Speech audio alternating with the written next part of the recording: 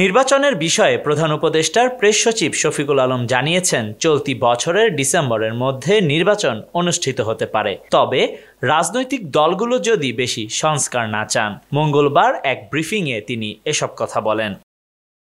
তিনি বলেন, আমরা একটি রোডম্যাপ দিয়েছি যার মাধ্যমে দেশের মানুষের মধ্যে একটি জন আকাঙ্ক্ষা তৈরি করতে পেরেছি। দুটি সময় বেঁধে দিয়েছি। যদি রাজনৈতিক দলগুলো বেশি সংস্কার না চায় তাহলে চলতি বছরের ডিসেম্বরের মধ্যে নির্বাচন করব। সংস্কার বেশি চাইলে আরও 6 মাস বেশি সময় দিতে হবে। শফিকুল আলম আরও বলেন, আমরা দেশকে অনেক স্থিতিশীলতার মধ্যে নিয়ে আসতে পেরেছি।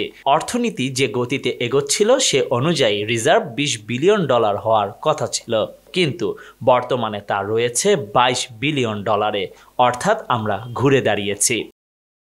তিনি যোগ করেন, আওয়ামী সরকারের পতনের পর এবং অন্তর্বর্তী সরকার দায়িত্ব নেওয়ার পর দেশের মানুষের মধ্যে আকাশচুম্বী আকাঙ্ক্ষা তৈরি হয়েছে।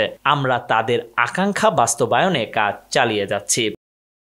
এছাড়া প্রেস উইং একটি হোয়াটসঅ্যাপ গ্রুপ খুলেছে, যেখানে জনগণের প্রতি সরকারের কাজের তথ্য সরবরাহ করা হচ্ছে। এই গ্রুপে যারা যুক্ত হতে চান তাদেরকে যুক্ত করা হচ্ছে, বলেন শফিকুল আলম। Khandakar Ishtiaq, news now 24।